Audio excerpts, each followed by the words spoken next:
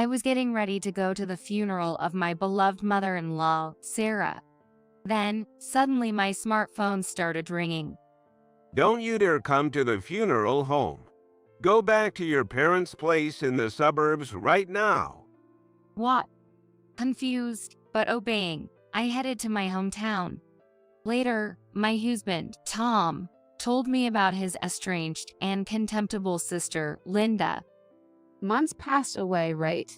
How much of the inheritance do I get? I can't stand the thought of her preying on Sarah's estate. Determined to protect my mother-in-law Sarah's honor, I resolved to confront the sister-in-law, Linda. After a fierce battle of words, Linda ended up in a dark, cold cell.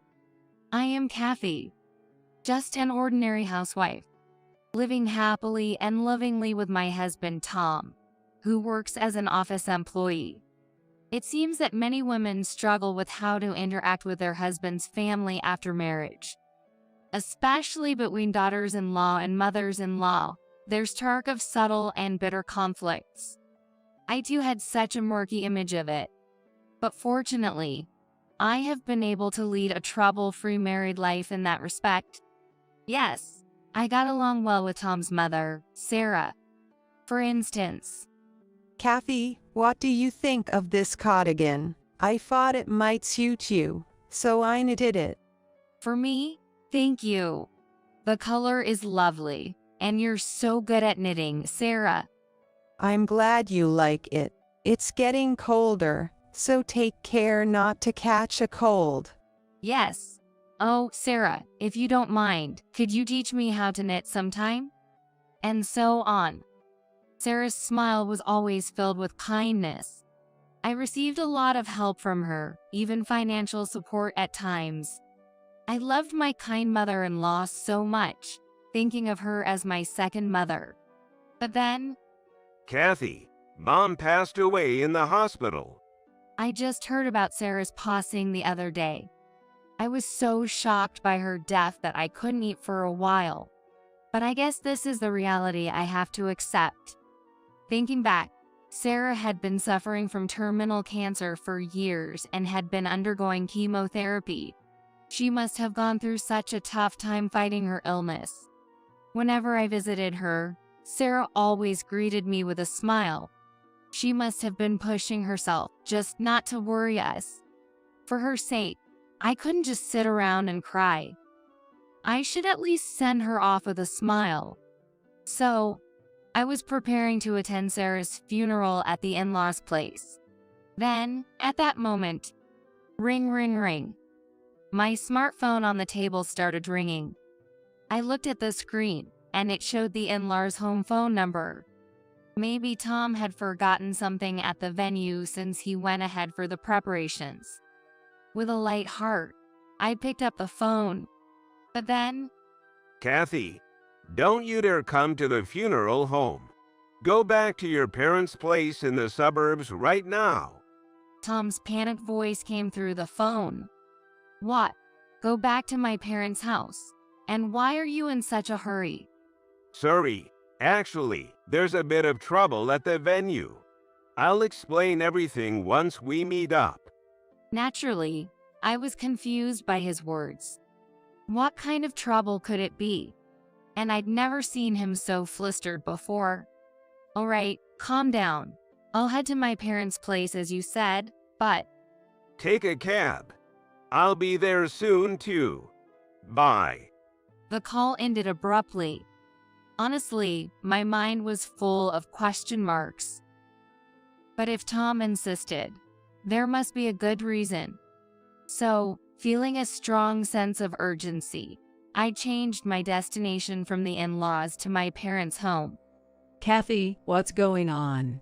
Isn't today Sarah's funeral? Well, come in first. Let's start inside. My sudden return surprised my parents. When I explained the situation, they were as puzzled as I was earlier. But we couldn't really understand until Tom arrived. We waited at my parents' home, feeling anxious. About an hour later, Tom rushed in. Kathy, are you okay? I'm fine, but What happened to your hand? I saw that his hand was bandaged. He touched his injured hand and looked very troubled. Then, he started to explain the situation at the in-laws and the series of events related to it. Actually, It turns out Tom has an older sister named Linda, 3 years his senior. But this woman, Linda, was quite the black sheep, causing trouble for the family since forever, it seems. I've heard she's been in and out of the police's hands so many times. Who knows? Sarah never gave up on her, always apologizing to everyone around.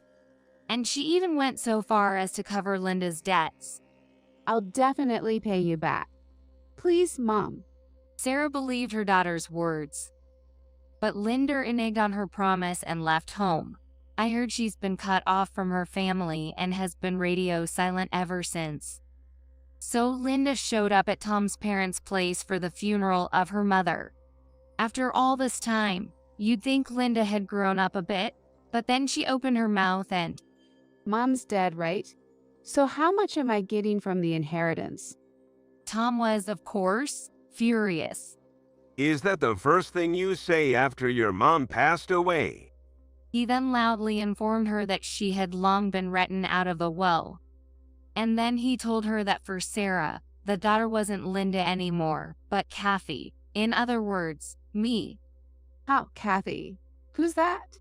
How can she inherit anything when her own daughter gets nothing?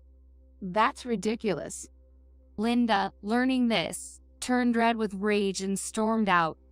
She grabbed Tom's phone, hurled some nasty words at us as a couple, and then left her parents' place, driving off.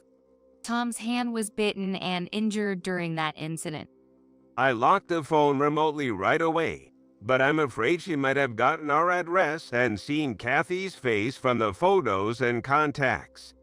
I can't believe this. I was speechless after hearing Tom's story.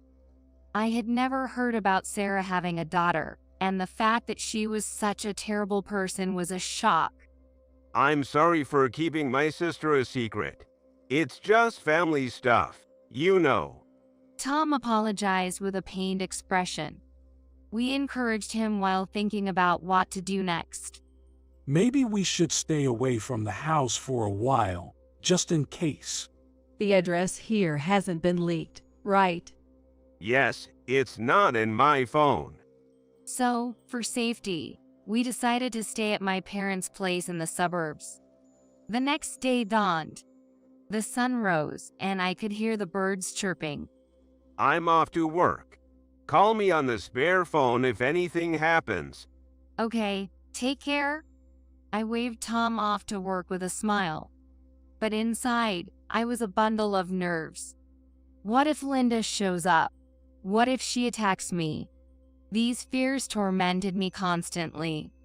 Whenever I closed my eyes, I saw Linda raging at the family home.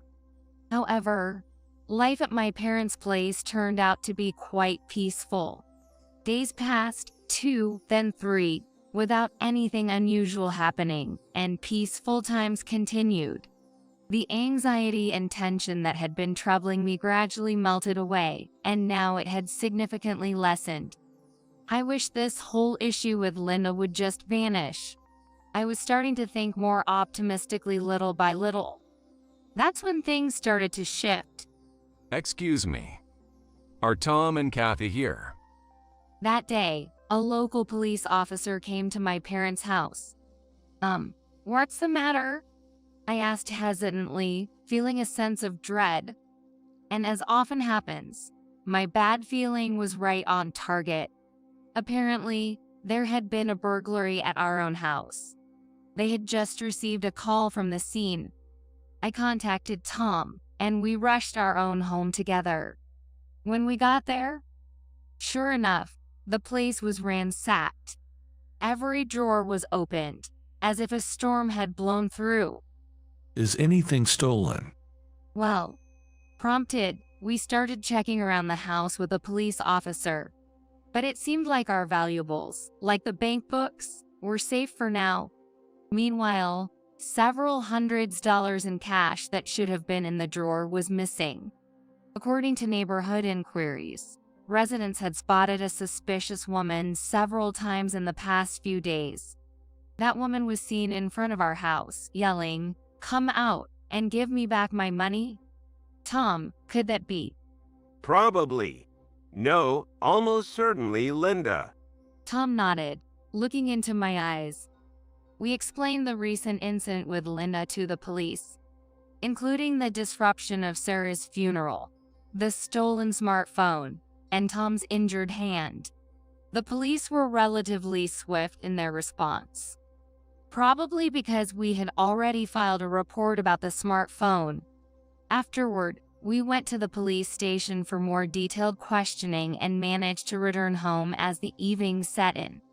The burglar was caught soon after. Indeed, it was Linda, the sister-in-law. According to the police, she had brazenly stayed at a nearby hotel after the crime. It seems she got the boot while casually getting a room service massage. Of course, all those expenses were paid with the money stolen from our house. While she admitted to the crime, she denied the burglary aspect. The details were unclear, but it seemed that family-related crimes were not so straightforward. Anyway, we were called back to the police station. Led by an officer, we were ushered into a room.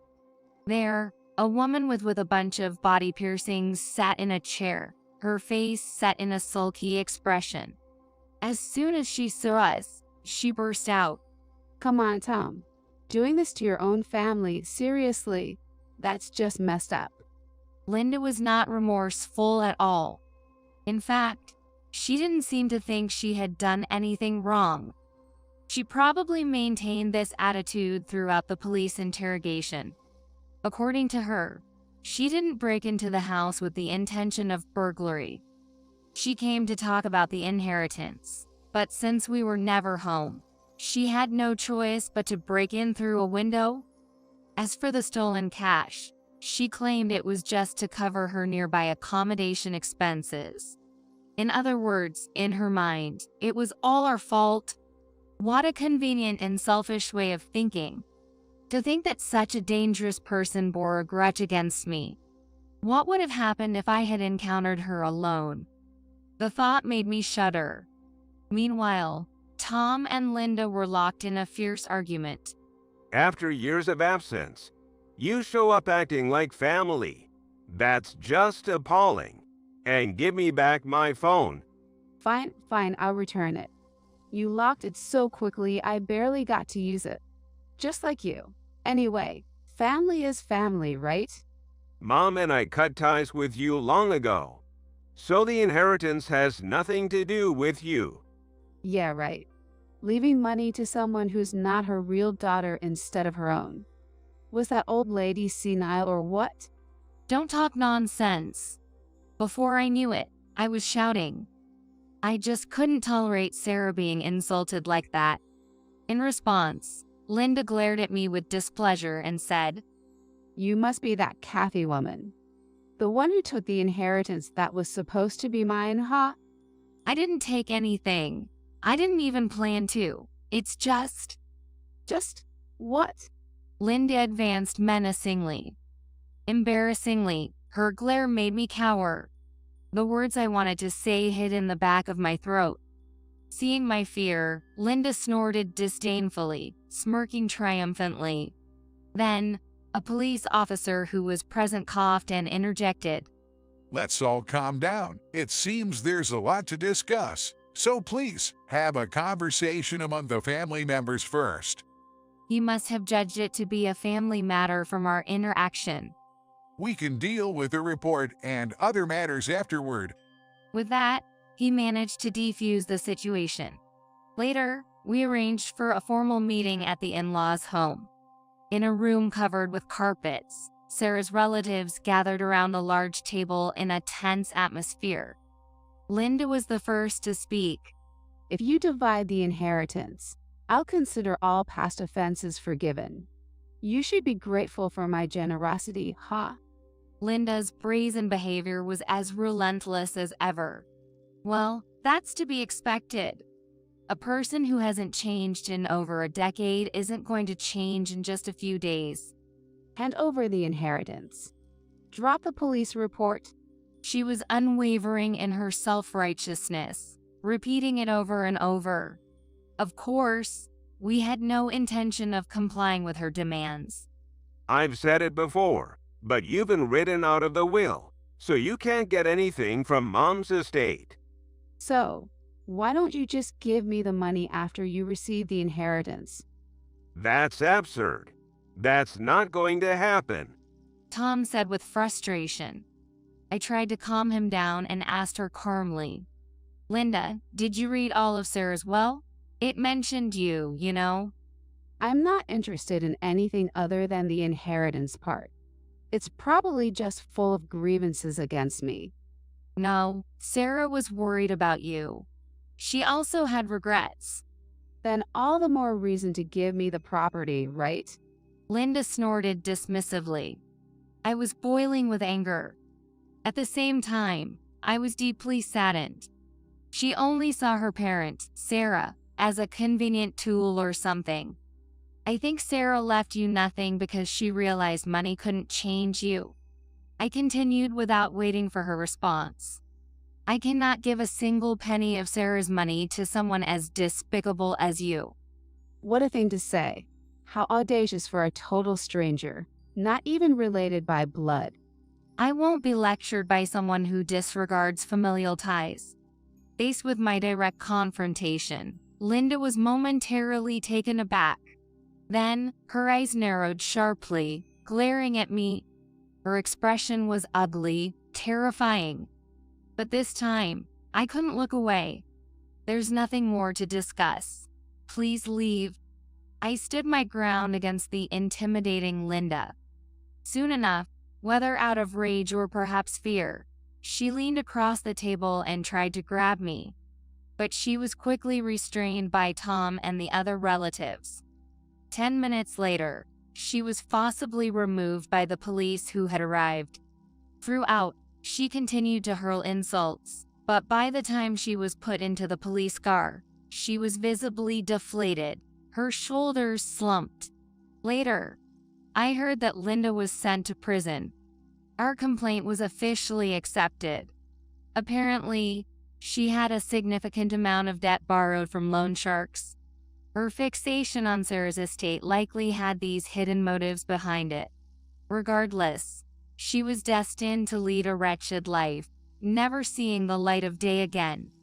A parent's heart unknown to the child. It's just desserts for someone like her.